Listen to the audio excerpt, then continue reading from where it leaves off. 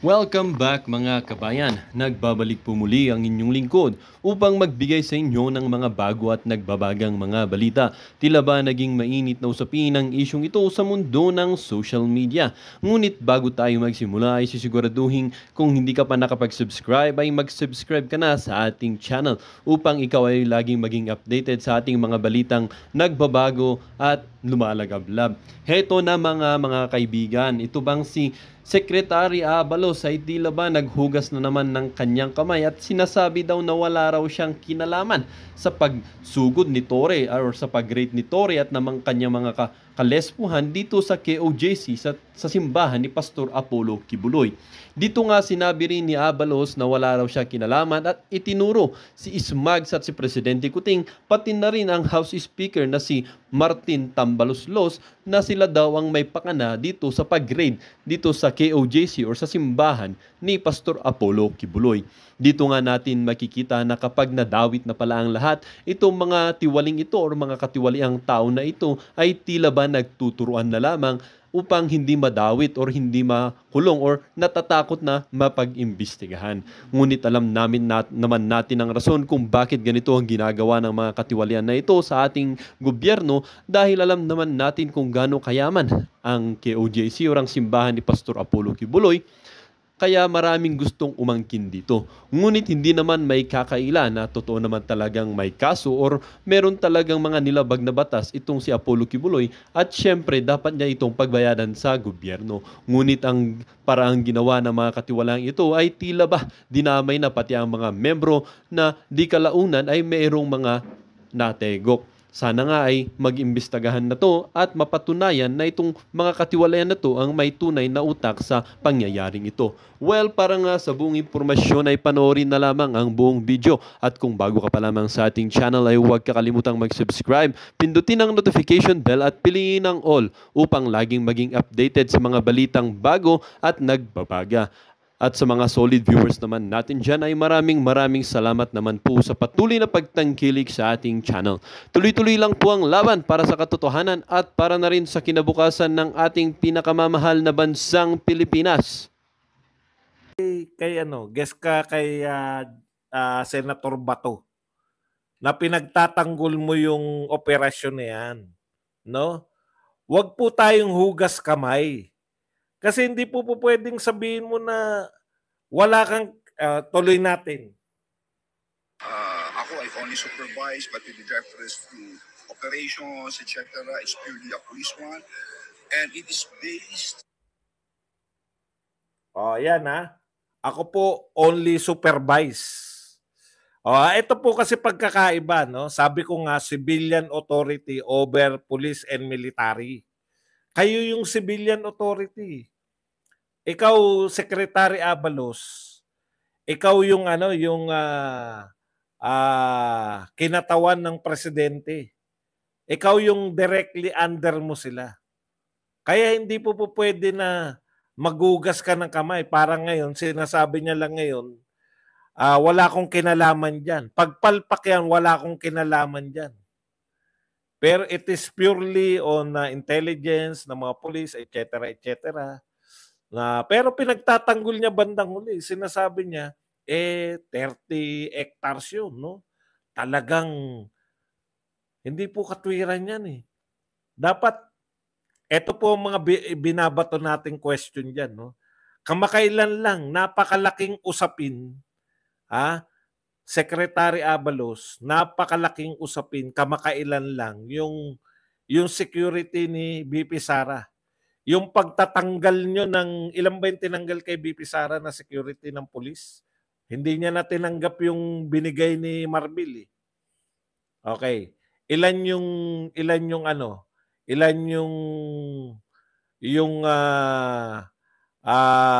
police na tinanggal? Ano ang katwiran ni Marbil? Kung bakit tinanggalan ng police escort si BP Sara? 75. 75 lang Wala pang 100. Anong kinakatwiran ni Marbil, General Marbil? Bakit tinanggalan ng meron ba namang Vice President na walang threat? Hindi po yun eh. No? 75. Wala pang 100. Palagay nyo ng 100. Oh, 100 kumpara sa 2,000.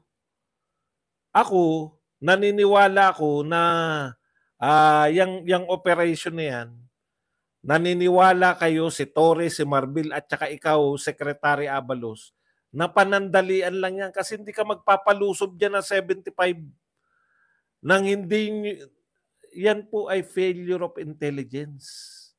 No? Yan yung sinasabi natin ngayon, pinangangatawanan na lang ni General Torre yung kanyang kapalpakan. Palpak yan, 2,000. Police operation, hindi naman po kayo, hindi po yan yung AFP operation na kukubkubin ninyo yung isang kuta ng kalaban. Halimbawa, NPA at ano pa, no? Hindi po ganun yan. Yung intention nyo dyan, mahuli, kaya nga 2,000. Wala pong ibang intention yan. Maghahalughog lang ba kayo? Hindi po. Huhulihin nyo yan. At handa ka na pumunta ron anytime kung nahuli. Bakit? Press conference, ang ganda po niyan para sa inyong senatorial campaign. Di ba? O ngayon palpak, hugas kamay. Pero nagtitira siya, no? Pinangangatwira na niya pa rin. Ayaw niya pa rin i-pull out, kaya niya po eh. Susunod po sa kanya yung mga pulis. Alam po ninyo, sa totoo lang po, no? Hindi po kami against na serve yan. Wala po nagsasabi sa Duterte na mali ang pagsaserve ninyo ng warrant of arrest. Hindi po yan. Pero yung pagsaserve ng warrant of arrest, ikaw, Secretary Abalos, ay abogado. Yung matagal nang kino-question, oo nga, nariyan na tayo. Wala naman kumu-question sa 2,000. Ang kino-question ko ngayon, ang tagal na nila. Kaya yan, imposible po yung sinasabi nyo, madam, o kung sino ka man, kung babae o lalaki ka man, ABS. Imposible yung gusto mong palabasin na 1 taon sila dyan. Di ba? Hindi naman kayo kukubkub ng kuta ng kalaban eh. Manghuhuli kayo ng 1 tao. Wala po akong nakitang police operation na tatagal ng 1 taon para hulihin yung 1 tao. Meron na po ba kayo narinig na ganyan? Wala po yan. Ito po, pangangatawanan yan. Kung ako si Torre, ito real talk ha. Kung ako po nasa paan nito, kung ako po nasa kalagayan ni Torre, at hindi ako inaawat ng aking mga boss, si Marbil, si Abalos at saka si BBM, hindi ako inaawat. Talagang itutuloy ko. Hindi ako aalis dyan na yung pronouncement na hindi siya aalis hanggat hindi nahuhuli. Pronouncement niya yun kasi wala namang mangyari sa akin eh. Di ba? Hindi ko pwedeng sabihin wala talaga rito. Pahiya sila lahat. Pag inamin niya na wala doon si Kubuloy at hindi nila kayang hulihin. Kaya nga po nagkakaroon na lang katulad niyan, lumalaki na po. Lumalaki na po kasi meron na silang hinuhuli na obstruction of justice. Minsan siyempre ine-expect nila yan na maiinit na ulo ng mga tao. Mga tao pa rin po yan kahit po sinasabi nyo na sila ay mga makadiyos, yung mga KOJC member. Mga tao pa rin po yan. Pupunta po yan sa punto na hindi na po rin sila makakapag-isip ng matino. Diba? Sumisigaw na nga yung iba. Sinisigawan ng mga kapulisan. Mawawala ka rin po pag ikaw ilang araw kang hindi na pagkakatulog. Yun na lang yata hinihintay nila para magkaroon talaga ng yung way out. No? Way out na lang yung ginagawa nila. Eto, Abalos, ang nakikita sa iyo ng tao sa paghuhugas mo ng kamay, yung wala kang kinalaman, pero pinangangatwira na at the same time, alam niyo yun, yung sanay na sanay po itong gobyerno na to. Tayo po, galing tayo kay Pangulong Duterte. Pag sinabi ni Pangulong Duterte, wala naman pong sinabi si Pangulong Duterte na na binabawi niya. Hanggang ngayon, pag nagsalita si Pangulong Duterte, kaya nakakabwisit yung sinabi ni Dan Fernandez. Yung sinabi niya, o sabihin mo nga ngayon na joke lang yung pinapapatay mo yung yung mga drug lords. Wala pong sinasabi. Hanggang ngayon, sinasabi pa rin ni Pangulong Duterte. Pinangangatawanan niya. Kung ano po yung sinabi ni Pangulong Duterte, pinangangatawanan niya yan. Eto si Abalos, hugas kamay agad eh. Pero at the same time, pinangangatwiranan niya yung ginagawa ni Torre na malaki kasi, 30 hectares kasi. Kaya wala po ako nakitang police operation na magtatakal. Una, wala ako nakitang police operation na 2,000. 2,000 pulis ang involved. Tapos hindi nila nakuha yung target. Ngayon lang po ako nakarinig yung sa 44 po. 44 nga eh. 44 lang. Imagine niyo. Dito, 2,000. Armado po yung mga kumbaga yung kalaban nila ng sa 44, alam nilang armado, alam nila na mapapalaban sila. No? 44 lang sila. At nakuha po nila yung target. Ito, 2,000.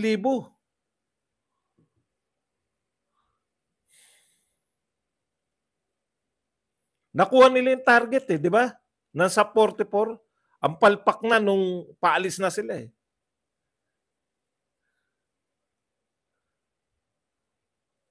Yung walang, yung, anong tawag doon? Yung, parang Pinoy na Pinoy. Bumabalik tayo sa Pinoy style eh, ng governance.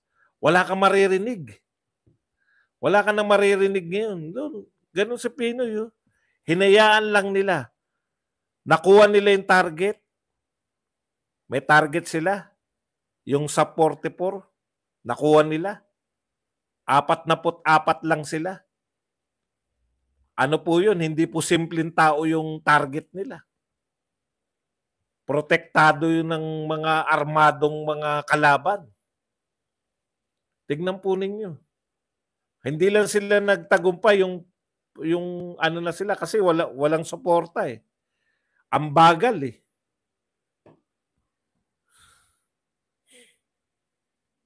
Okay. Sa totoo lang po, hindi nyo pwedeng Secretary Abalos, hindi po pwedeng yung pag sa tagumpay, halimbawa, nadakip nila si Pastor Quebuloy. Tsak yan, nariyan ka sa press con eh. Pero ngayon, pagpalpak, wala kaming kinalaman dyan.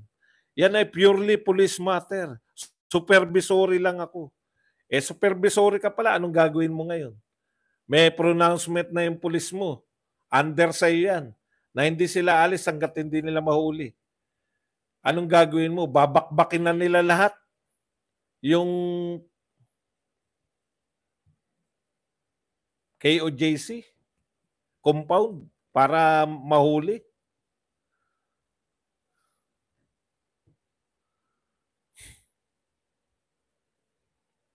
Okay. Punta po tayo rito sa yung pananagutan ng wala rito. Sa gobyernong to, hugas kamay lahat. Pogo issue, legal yan nun eh. Huwag niyong ibibintang kay Tatay Digong. May pinakita po yung picture-picture, di ba? Di ba yan din yung pinapakita na ugnayan ni Alice Go tsaka ni Tatay Digong? Sinasabi nila, nagpa-picture lang yan eh. Nagpa-picture lang daw yung mga may picture, hindi nila dinideny na may picture. O bakit pwede kay President Marcos, kay First Lady Lam, na nagpa-picture lang sila Alice Go and Company? Kasama ba si Alice Go? O sila Cassandra Ong? Cassandra Ong pala. Hindi ko alam kung kasama si Alice Go. Bakit pag si Cassandra Ong nagpa-picture lang yan eh. Pero pag may picture si Tatay Digong, ay, involved to. Tignan nyo, may picture sila ni Alice Go. Tignan nyo yung pagkakaiba. Tatanggapin ng mga press yun. Alam nyo naman yung mga press eh. Okay, kaya to stand up na to. Sinasabi niya na walang basbas sa akin yan. At the same time, sinasabi niya na police operation pero sumusuporta pa rin kami dyan. Ang gulo, no? Ganun talaga mga wais na tao eh. Kaya wag niyo iboto niyan.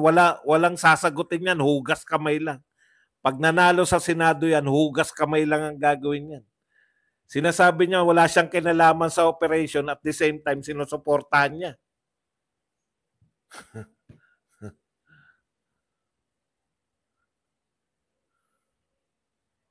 Okay. Ngayon, wala po ako nakita na sasabihin ng pulis na hanggat hindi namin nahuhuli. Paano kung hindi nyo mahuli ng 4 na taon? 4 na taon yung 2,000 pulis dyan? Okay, punta na po tayo sa ibang balita. Ito po, takantaka ko, no? May interest sila lahat kay J.M. Morales noon. Nung sinasabi ni J.M. Morales na meron siyang... Ako nabigla eh. Hindi ko alam na may i-reveal ni J.M. Morales yung kanyang ano, anong tawag doon? Yung kanyang, di ba tinatanong niya sa Senate, sino yung sinasabi mong informant, no? Na nagturo na kaya siya merong PDEA, yung may stapler, yung source niya ng info na si BBM tsaka gumagamit sila dun sa condo ni Maricel, ni Terry diyan sa Rockwell. Ngayon sinabi, no? Akala ko revelasyon, J.M. Morales, sinabi na si Bong Dasa. Sa kasawiyang palad po, wala pong isa nagbalita. BD daw, kala ko nga, puta BD, mamaya badong to. Baka puta BD, baka si badong to.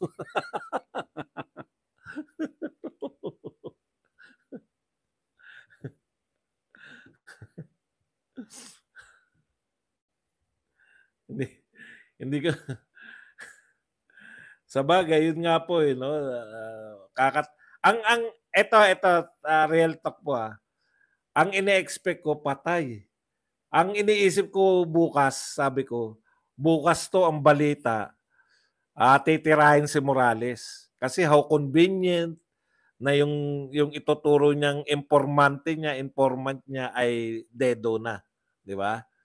Napaka-conveniente naman. Sasabihin, talagang ito si Morales, mahusay itong magtagni-tagni. Akala ko ganun yung titirahin ng media. Yung angulo na titirahin si Morales dahil in-expose niya, nagkataong dedo na. Di ba? Hindi na pwedeng mag-testify yung dead people. No? So, akala ko ganun yung atake nila. Tatablahin nila yung sinasabi ni Morales. Kasi habang nagsasalita si Morales, pinipicture ko na kagad. May mga media po doon eh. Naroon si Rafi Tima, naroon po yung iba. No? Dead people can tell. Kala ko ganyan yung angulo ng media. Kasi malaking pasabog yan eh. Alam nyo kung ano ang angulo ng media? Ignore. Grabe, no? Hinanap ko nga maski si Rapi Tima eh. Putyan eh, hindi sinasabi ni Tima na naroon si hindi sinasabi ni Rapi Tima na naroon si J.M. Morales eh. Paano pa yung revelasyon? Grabe talaga itong media na to. Hindi ko naman sinabi na paniwalaan nyo, pero may revelasyon eh. Di ba? Sa tema ng patas na pagbabalita, balita po yun eh. Bakit ini-ignore ng media? Yun eh. No, talagang ang media natin, hindi mo na mapagkakatiwalaan eh.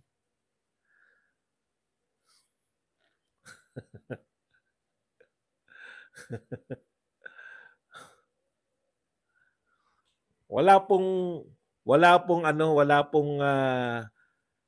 Okay lang na banatan niyo yung si Morales, at least mapag-uusapan, yun yung gusto eh. Kaya lang, talagang ganun.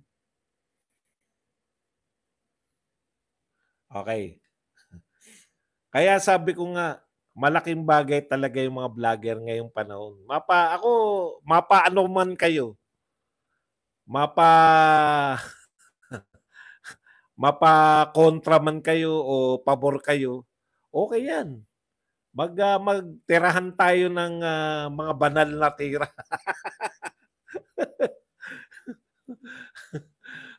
Magbatian sa ano, di ba? Magbatian kayo ng mga banal na halik ba? Tayo naman magbanatan tayo ng mga banal na tira. Grabe po talaga. Okay. Punta po tayo rito kay yung isa pong undersecretary ni Marcos dati na nag-resign, si Magno, no? Buti pa to si Magno eh. Hindi po yan dilawan po to ha. Alam niyo po yung mga dilawan, matagal ko nang ginagawa yan eh. Kasi marami naman talaga matalino diyan. Ang paborito ko noon na nagretiro na yata ngayon si Solita Monsod eh. Kasi mula sa kanilang mga impormasyon, makakakuha tayo ng pantira eh, dito sa gobyerno. Halimbawa, tinignan ko kung kailan nag-resign niya si Magno. Nariyan pa siya, nung undersecretary pa siya ng finance, nung etong budget natin ngayon ay dinideliberate. Ibig sabihin, alam niya pa to, yung sinasabi niya. Sabi ni Magno, no? Wala lang pumapansin eh. Tayo na pumansin. Pag mga ganitong informasyon, may makukuha tayong pambira dito. Hindi totoo, binobola lang tayo. Binobola lang tayo ng ni Recto. Yung sinasabi ni Recto, no? Na kaya daw kinuha yung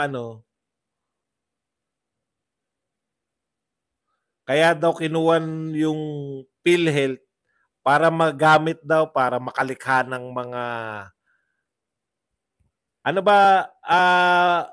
nagpo-promote ba kayo? Sino ba tong buhay makabayan na to? San kayo nagpo-promote? Jen, nakalive ba? O sige, dun kayo. Dito pa kayo nag-aanuhan ha. Wala akong pakialam sa inyo. Sino yung niyan? Magpo-promote ba kayo? Po-promote nyo ba yung iba rito? Magpo-promote kayo ng mga kung sino dito? Wala akong pakialam sa inyo. Huwag kayong manood. Alam nyo, igalang nyo. Umalis lang kayo kung ayaw nyong manood. Hindi yung magtatanungan pa kayo ng mga naka-live. Ha? Manunood kayo ng naka-live na iba, tapos sasabihin nyo rito, ipopromote nyo kunwari. Utot nyo. Wala akong pakialam sa inyo. Ayaw nyo sa akin, di wag. Pero igalang nyo ko. Dito pa kayo magpo-promote ng kung sino. Ha? Kung sino man yung gusto nyong i-promote, utot nyo. Wala akong pakialam. Kahit kakampi pa yung ipinopromote nyo. Habang nagla-live ako, magpo-promote kayo.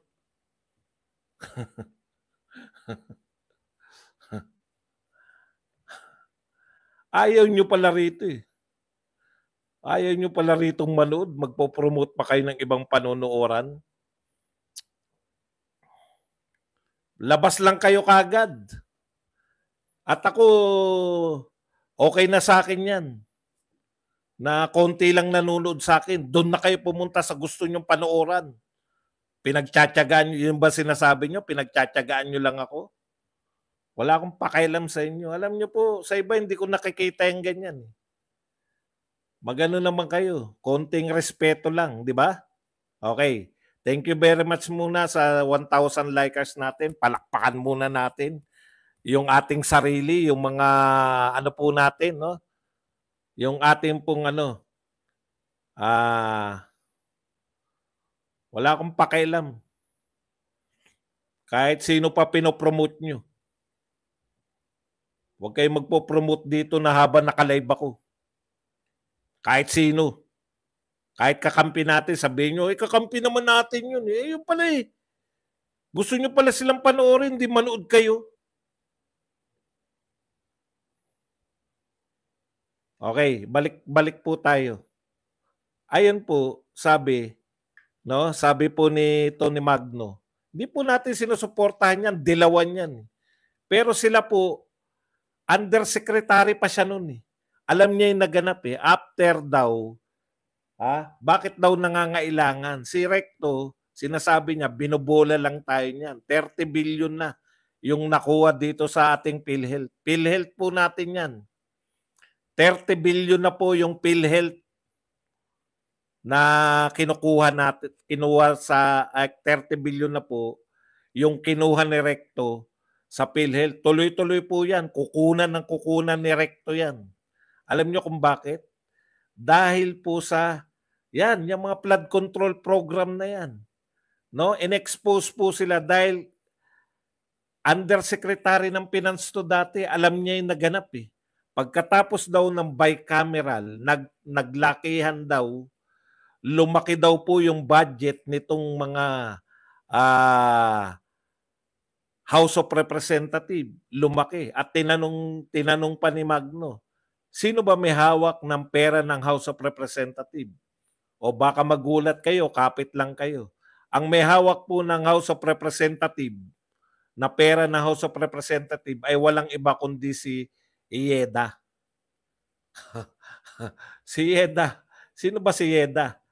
Tama ba? Baka mali ako ng pangalan. Ha? Asawa po ni Martin.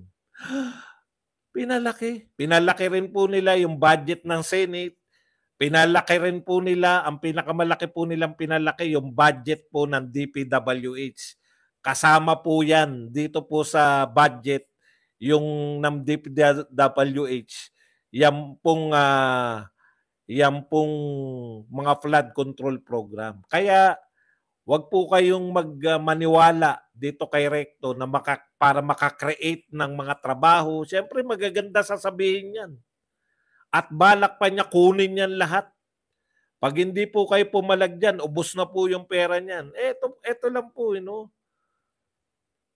Libre na po ba magpa-ospital ang mga mahihirap ngayon? Lahat po ba sasagutin na? Pag na-confine ka, kahit ilang confine, sasagutin na ng gobyerno? Kung hindi pa po ang sagot, marami pa ba tayong kakulangan? Perfecto na ba yung ating health system? Bakit nyo kukunin yung pondo ng PhilHealth? Hindi pa pala. Ikalawa, kung maraming pera ang PhilHealth, yun na nga, may kaso na eh. Pero tuloy sila sa pagkuha ng PhilHealth eh. Talagang matindi po pangangailangan. Ayon kay Magno, hindi po atin to Undersecretary po to, hindi po to simpleng dilawan. Ito po yung mga nag-resign. Nag-resign po to kay Pangulong Marcos. Undersecretary ng Finance. Nag-resign na rin po yung Finance Secretary. Para po sa inyong kalaman. No?